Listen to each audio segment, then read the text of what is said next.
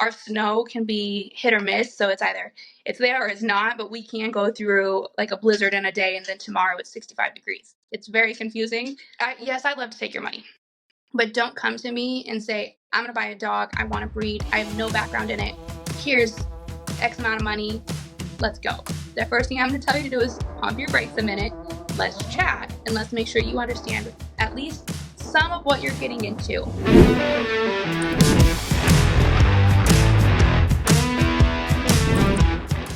Hi, welcome to Bully Girl Magazine podcast. Today we're joined by Jodeci Virgo, owner of Mile High Sweethearts. Welcome. Hi. Thanks for having me. It's great having you. Thanks for joining. How are you? I know it's a Saturday. It's Saturday, not Sunday. Yeah, it's Saturday. So you're holding that little angel. Tell us about him. This is her. Hustle. He is a full pink, fluffy, big rope husky. He is actually my client's little boy. We have a litter on the ground, and I was not able to have them join as they're only a couple days old. So everybody else, dog-wise, is on bed rest because we have 5 litters due. So we have a full house. So today he's going to join us. 5 litters due. Oh my, That's a lot of dogs. How are you handling that? With patience, a lot of patience. We had a girl give birth on Monday, and then we have another due next weekend between Friday and Sunday, and then between Saturday and Monday. So they're a day apart. So lots of back and forth between our vet, but it'll be good. I have a good team behind me that's very helpful, and thankfully we've got some help where we need it. You should rent a room for your vet. Like, seriously. I know. Just stay here, please, for the next month. That's all I need. Just stay. Listen. Listen. We'll take care of you. You're good to go. That'd be awesome. So you have a big business. Tell us about it. Tell us everything about it. So we are based out of Denver, Colorado. We specialize in exotic French Bulldogs, and we have now welcomed exotic English Bulldogs. So we have a chocolate tri fluffy carrier English Bulldog. She is about 7 months, and we will be producing fluffy English Bulldogs off of her here summer, fallish time. And then majority of our breeding program consists of French Bulldogs. So we have Merles, we have Isabellas, we have new shade Isabellas, we have Fluffies, Fluffy Carriers. I do have a standard as well. So we kind of have a bit of a taste of the rainbow, you could say, with diversity in color and coat trait. We will be moving towards some of these newer coat traits as they progress, and we start to see better progression as it takes time as you bring these new genes in. So that'll come later in the year for us, but we have 5, 6, 7, 8, 9 females in rotation amongst everybody. One of which is the English, the rest are Frenchies. And then, we always strive to hold at least 1, if not 2 of the best puppies off of each of our litter to continue our bloodlines and strengthen them. So we will have a very full house come early summer. Yeah. So you'll be very busy. Okay. Very busy. How long have you been in the business? How long have you been breeding? So we got our first Frenchie in 2019 during the COVID, rush or whatever. We originally, we came from a farming background, so we were in hemp on a very large scale. And I had, male dogs. I had my son at the time. Most of our employees were men. And I woke up one day and said, I need a girl in my life, but I didn't want to have a baby. So I found our first girl, Mocha. She is a standard fawn. And I brought her home, and then we just kind of watched her grow over time. And then once she ran into her first heat, my husband had done some research on the market, what it kind of was looking like in the Frenchie world, because it was very new to us still. And he one day was like, we're going to breed her. And I had no intentions of breeding ever. It was not in my books for me. But after we sat down and we looked at numbers and market and things of that nature, we were like, it's a no-brainer. So we Yeah. started probably 2020 with the breeding side of it, once she hit her first heat. And then once we bred her, turnkey, give it 2-3 weeks, we went and bought our first stud, which was her stud, the sire to her first litter. And then we bought our first exotic, she is a Isabella and tan, or blue and tan Isabella tri Merle that we got as just a pup. And then we got a blue and tan adult female whom was ready to be bred once she hit her heat. And then from there, it kind of spiraled out of control. It progressed very quickly for us. So You grew really fast. we Yeah, did. We grew congratulations. very, very fast.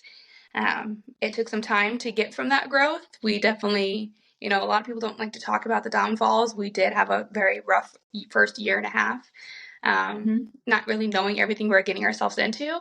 But, it comes with the territory. You learn as you go. And I'm happy we fought through it and didn't just give up, because now we sit where we sit and we have a very good year ahead of us. So. I love that. I love that. So that's awesome. Do you specialize in a certain particular breed, or you were telling me a little bit about this? So I would say yes, specialize in Frenchies because that's what we know and that's what we are most knowledged in, you could say. Like I said, we have brought in the English Bulldog into our camp. She's still very young, so that is still a learning curve for us and something that we're still learning day to day. Looking forward towards, which stud you use, because it is very similar, I think, amongst all breeds. However, I think there are some different aspects to it because you look for a different kind of structure in an English than you do in a Frenchie. They have different traits that you look for versus a Frenchie because it is a different dog. So they have different kind of, ropes, or their ears need to be in certain placements, things of that nature. But I would say specialty wise, we definitely are more geared in the Frenchie nature because that is what we know. I love Frenchies. What do you do to test your dogs for genetic health conditions? Do you do that? Do you test? Yes. And what specific test do you perform? So we do testing. We either do Embark, which has a full panel. So that's every coat, every trait, every health disorder, how much of a percentage, is your Frenchie, yada yada. Because with some of these newer genes, you are pulling in other genetics to create those genes. So we typically will use either Embark, or we will use Animal Genetics, which has a full panel, the same as Embark does. So you'll see the same thing, full health disorder, if any present, full color, full trait disorders, or not disorders, full trait um, phenotypes and things of that nature. So we try to stick to the two of them. I like Embarked because I feel like it is very detailed, but the detail can be very hard for a client to understand and read when we hand them that paperwork. So I prefer Animal Genetics because it's a little bit more cut and dry. This is what it is. They explain it in more of a non-breeder language, you could say, something that a normal client would be able to understand. Yeah, that's so important. What do you do to socialize your puppies and to prepare them for the new homes? All this is like So part of the preparation. Yeah. yes, so I do have children. So, Frenchies tend to go to a family-friendly environment. And so my kids are very active and present within, the day they're born to the day they go home. My oldest does have his own position within the company, to earn his own salary and things of that nature. So he is on their, day-to-day schedule with helping, feeding, certain cleaning things. He helps with bath time. He always helps with. And then as long as not all moms accept their puppies, that is not an uncommon thing. Sometimes they don't like their own space to be invaded. And when those dogs are on them feeding every 3 hours, they don't really want to go cuddle with them. So it kind of depends on the mom. But Mm-hmm. most of my moms spend a lot of time with their babies. And for example, when I have all these litters at once, they all spend time together at once, being that everyone feeds at the same time. So they get the interaction of other dogs, and older and of the same age or around the same age, very consistently. And then, we do pull them, from we call it the puppy apartment because they have their own space. We do pull them from their area, so then that way, several times out of the day, each puppy is getting quality time within their home. So they're hearing the vacuum, they're hearing the dishwasher, they're hearing a baby throw a bottle across the house, things of that Yeah. nature. So they go home not to a culture shock. And then Hmm. we begin at 4 weeks potty training to AstroTurf, so then that way they are well aware of what that texture is. And being in Colorado, we do see a lot of them go to apartment homes. Apartment dog areas are very dangerous, in my opinion. They are not sanitized properly, so that gives the client the opportunity to throw AstroTurf out on their balcony, and they know to go out there and go potty, do their thing, come back in. And our cold weathers don't always allow for these dogs to be outside for a Right. long walk and sort of those things. So we do that, and then we begin bath training around the same age, so they're not afraid of water, as well as crate training. So when you get puppy home and they go in their crate, of course, there's going to be an adaptation period, being a new environment, especially if there's not another dog around, being that they come from, multiple dogs around them consistently, that Yeah. they aren't scared in their crate. So they're not crying all night long. I'm not saying it's not going to happen, because it will, but They are um, puppies after all. Yeah. exactly. So it softens the blow, so to speak, a little bit. Yeah. So we start that around week 4 to begin that socialization process. So then, when they go home, they're happy, they're comfortable. They're not hiding in their crate or their bed and don't know what to do, sort of situation. They want to follow the human because that's where they know is comfort. That's great. That's great. Very, a very complete, spectrum of things. You're right. They have to be Yes, used I to make hear the vacuum or whatever. So, do you exactly. have do you have any favorite bloodline? I would say we have most of our bloodlines are off Kong. He is originally out of Envious Frenchies and Texas Elite Frenchies, so I have several of his grandchildren. Playboy is, I have one of his daughters, and she's one of our heaviest hitters. He's out of Miami. Outside of that, like outside of what's in my home, I really like the Groff line, Stephanie Groff. She's also out of Florida. She produces very bone structure heavy animals. And they're stunning. They're beautiful dogs. So I can't say an exact favorite outside of, I would say, Kong bloodlines, because I have so much of it at this point. And it's been a very good foundation starter for us. So I would say between the two, for my personal use, Kong, what I look at, and I see on social media, things like that, I love to see the graph line and where they're going with their camp. I love that. So, in your opinion, which are the important characteristics of a responsible breeder? Um, this is a controversial topic. So I would say first and foremost, your genetics and your, health testing, first and foremost. I see, I've had a lot of people reach out that are newer breeders, and, they'll reach out like, what's going on? This, and this is happening. And my first comment is, have you reached out to the parents? What are the parents' genetic ties and things of that nature?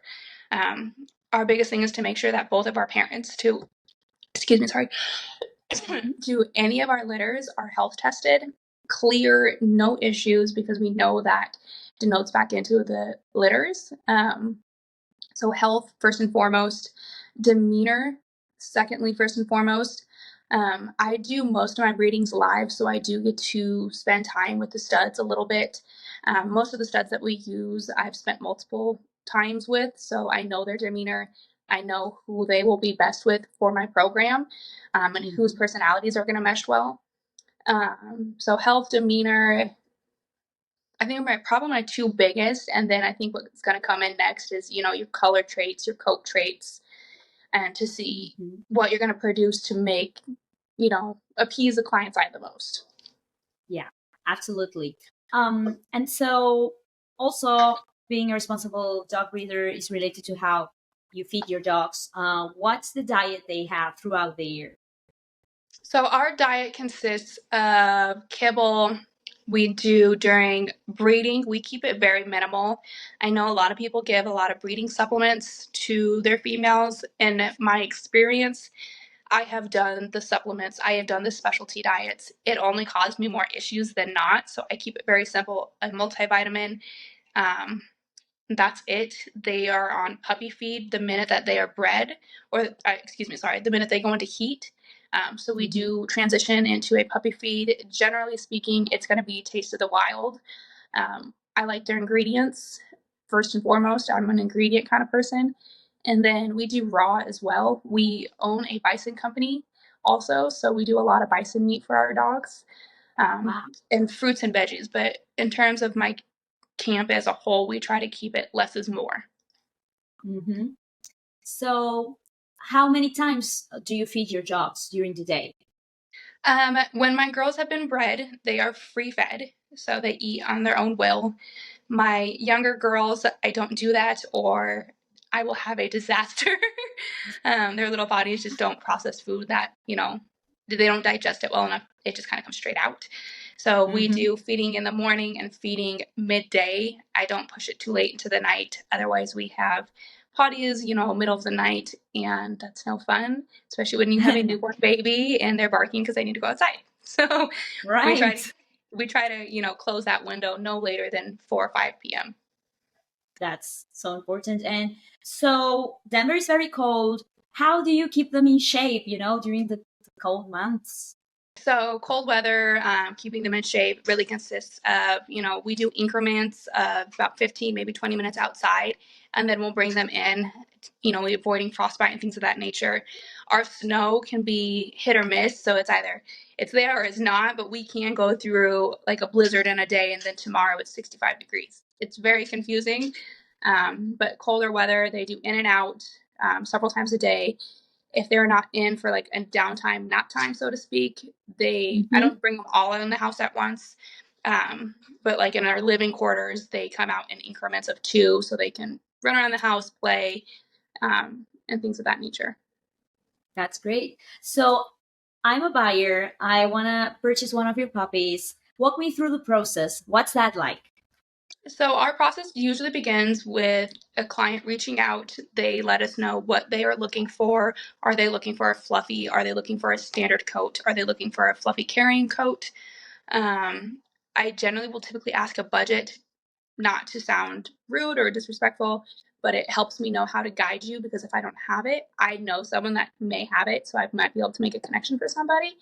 Mhm. And then, should they want to proceed and move forward, we immediately will do a FaceTime with said puppy, or if puppy has not Mhm. been born and they're doing pick up the litters, which I have had happen on several occasions. So we have a wait list for our litters.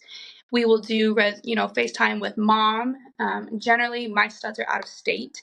So I send them videos of the sires and pictures so they can see it. And as well as I, show them where to find their social medias so they can see them, you know, follow them, see them day to day, action, things of that nature. And then from there, if we have, agreed sale, we begin contracts. I have a very strict contract. I make sure everything is noted from the minute we begin conversation. Everything is included. Any kind of terms, agreements, things of those natures are always included. And deposits are placed depending on the litter, depending on the situation. I am a very easygoing breeder, you could say. Say my deposit on this litter is a $500 deposit, but you need to make that in 2 payments. That's noted in the contract. We make it work. I'm not here to be a hardball. I'm here to work with my clients and appease and make everybody happy in the long run. That's why we do it. Um, Mhm. so, Yeah. deposits are placed, and then from there, it's just kind of a waiting game on if it's an early deposit, waitlist deposit, they get updated, notifications on mom's gone into labor. We just had a litter. This is how many. Here's a video of said litter. We don't allow any final picks to be made until our DNA has been received back, our health testing has been received back to know, Mhm. is it a breeder home? Is it a pet home? That we know if my client's looking for just a pet, then I know which one out of the litter that I can offer. If they are looking for a breeder, I make sure that, their health is up to par. That way they are getting a dog of quality to breed. Mhm. Um, then You have a from there, very, yeah, yeah, it's a very strict protocol thorough to make sure, process. Yeah. And exactly, to that's make great sure. because you're guaranteeing health and, a good process. Yes. Do you want to say anything else about it? Sorry, I interaction? No, really just communication. Communication is key for our program. We make sure that everybody's up to date and knows where they're at in the process of the entire situation. Mm-hmm. That's so important. And I imagine you offer health guarantees and return policies. What's that like? Like health guarantees on one side and return policies on the other. So health guarantee is 1 year. The only thing that it does not cover is normal breed standard, deficiencies that can happen. At fault situations, if the owner is at fault for something, that is on them. I do require doctor notification on any kind of situation of that nature. So everybody's in the loop, and I must be in the loop directly with the doctor. So I'm not receiving hearsay. So that way I know how to better help the situation, because if their doctor is saying one thing, and I feel that could need a second opinion, I will refer them to my doctor. Being my doctor knows my mom's, their entire history, their grandmother's, their entire history at this point, and now into the puppies. So I make sure that all boxes are checked. Um, Refunds, we do have a non-refundable policy across the board, but what we offer is, say you get a dog, it's not working, there's too much commotion at home, whatever the situation is, said dog is welcome back into our camp. I do require a vet examination before the dog can come into our home, being that they've been gone, they've been around different aspects, parvo and things of that nature can live in the ground for 7 years. So being that we have a very large camp of our own, I would say large camp because we're still on the smaller end, but I do care about what's coming into my home and around my structure, home foundation. So I make sure that that is covered and cleared before they can come home. And if that's the case, what I will do is I will offer a credit towards another litter, for future use. So Mm-hmm. say you put a deposit down on a puppy and you find out that you have a whole family change before that puppy is allowed to come home. The deposit is non-refundable. However, it is transferable to another litter when you are ready, if you are ready. And Mm-hmm. most of my clients, I've never had an issue with that on. Everybody's very understanding. Yeah, that's great. So, do you go to shows? Do you have any dogs that are going to shows? What about that? I do. So we do try to support all local Colorado shows. The only time I have not is when we've had two shows land on same date, and only Frenchies and a local show this year in January landed same date. Well, the show in Colorado was more geared for larger bullies, and I don't do larger bullies, so it made sense to go to the California show. So we travel to the big shows. So Rumble in the Jungle, Only Frenchies, Frenchie Bowl. So a lot of the bigger ones we will travel for. The smaller out of state ones, if it makes sense, we will travel. And any of my girls can show. So I will put any of them in. I do have a stud that will show also. It just kind of depends on what the show is, which registry is behind it, because not all registries accept my style of exotics. So sometimes it doesn't make sense to pull them out and put them into the environment. Um, Right. but it depends on the situation, timing, litter timing, things of that nature. I was looking at that angel who just had fallen asleep Mhm. like this. Oh my. Oh, He's this is out. sweet. So, what kind of advice could you give someone that is thinking of becoming a breeder? What would you tell them? I would say to probably make sure that you have done some research. Don't, yes, I'd love to take your money, but don't come to me and say, I'm going to buy a dog. I want to breed. I have no background in it. Here's X amount of money. Let's go. The first thing I'm going to tell you to do is pump your brakes a minute. Let's chat and let's make sure you understand at least some of what you're getting into. Let's make sure you understand these dogs, Frenchies specifically, don't give birth naturally. It's not impossible, but I do not recommend it. Let's make sure you understand the vet process and the vet fees that come with the process. So, doing a little bit of research, if you can find a good mentor, someone that's going to be open and honest with you, I think that is very key. If you come to me as a client that would like to purchase as a breeding female or male, my knowledge comes with that purchase. So I am an open book to whatever questions you may have, and I will extend those answers. If I don't have an answer, I will find an answer to help. So I think just really doing your due diligence and making sure you understand at least baseline, or having someone behind you that will help guide you properly. Mm-hmm. I agree. That's so important. So, lots of leaders coming your way. Tell us one of your goals for this year. My biggest goal is probably to produce my own stud. Like I said, we do have one. He is a wonderful boy. He's an Isabella tan, Irish pied, full fluffy.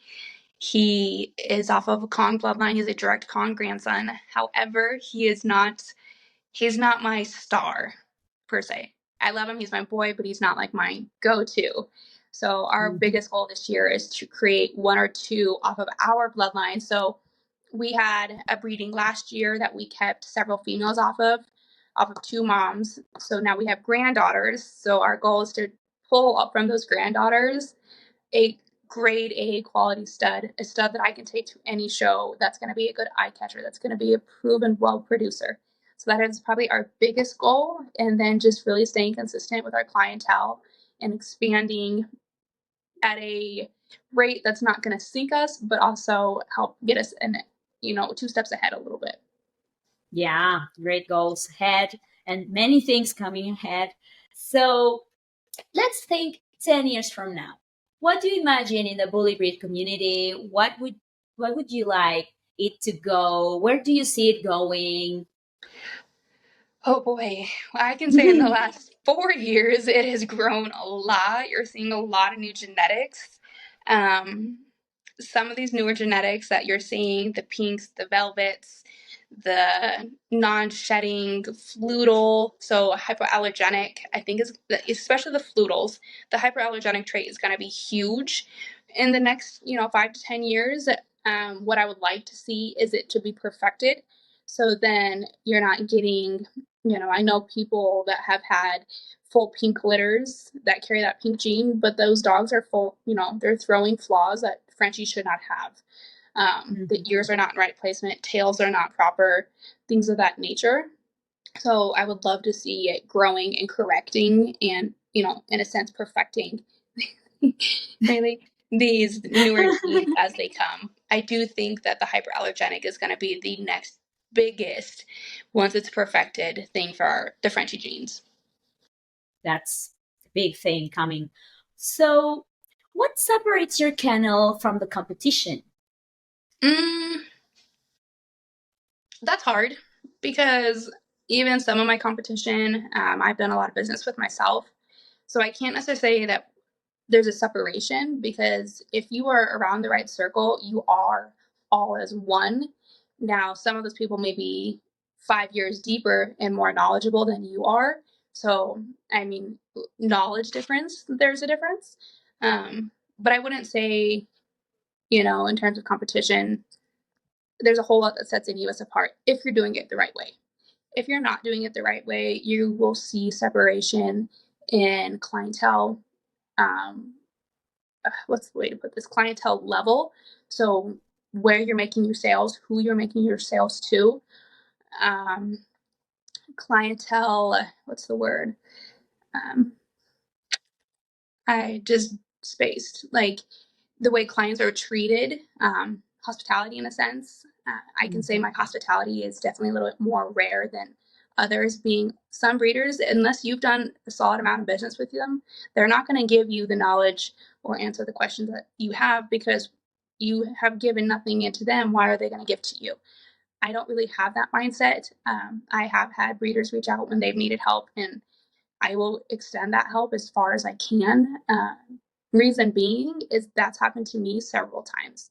I have several mentors that I've never done business with. However, I need something in the middle of the night. I have a puppy fading and I don't know how to pull it back. I know I can call them and say, hey, what would your recommendation be? Should I go to the vet now? Or is there something I can do to help at home before I risk bringing them into a vet that has germs and things of that nature? So I think for Mhm. me, hospitality, you could say, separates me from other breeders, but in the long scope of things, if you're working with the right people, there's not a big separation outside of time in the game and knowledge. Absolutely, absolutely. So, You're a full-time mom and a full-time breeder with a big business. Is there time for another hobby, interest? Do you have any other activities you like? Yes. So being the two of those, my hobbies tend to gravitate more towards animals. We do breed bison, the American bison. So that is kind of when I've had a long day with whether it's kids, work, breeding, that's where I go for my calm peace. That is my grounding. My husband and I do a lot of strategizing out there. So we'll take the kids to grandma, grandpa, and we'll go sit in the field and we'll strategize.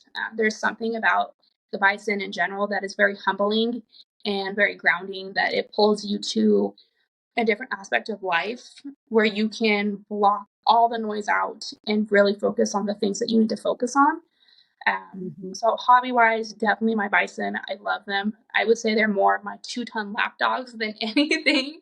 Um, but that is a very large hobby for me. And then getting to go to these shows, I'm more of the face in terms of our company. My husband is more on the back end. So getting out and introducing myself to people and communicating and networking, things of this nature, that's a good time for me. I love that too. Yeah, I love that. So, last but not least, what do you think of Bully Girl magazine? I really like that you guys are expanding and touching base with not just bully. You guys are getting into all different aspects, and I think that is important. I think it is important that you guys are reaching out to more women than anything, because this is a man-led industry, and I've said it time and time again. You know, a lot of women, I think, in the game are probably a little bit more on the shyer end. Um, in terms of reaching out and networking themselves, because you do see some of these big name breeders, of which are men, that are, they're doing very well for themselves. So, you look at yourself in the big picture of where do I stand in that level. So I do like that you guys are expanding that, and being a female ran magazine. I just, it's good. It's good to support the females. It's good to support either side of it, but I do enjoy that and seeing that with you guys. Oh, that's great. I love that. Thank you for that. And thank you for joining in this episode. Of This was course. awesome. We love that little angel who was being beautiful and an angel during the whole recording. Yeah, he is very, very mellow. The pups out of this litter are just, this is their demeanor. They have wild spurts and then they just chill. They just want to cuddle. So I'm very Oh excited my. for their future with their owners. So they've got a very good couple pups coming home in the next week. We love that. So good luck with everything coming up with the five Thanks. leaders, all your projects. And if you're watching, thanks for joining. Don't forget to follow Bully Girl Mag on Instagram. Visit BGM Warehouse to get some awesome Bully Breed apparel. And don't forget to purchase the latest issue of Bully Girl Magazine. We'll be seeing you next time. Bye bye. Bye.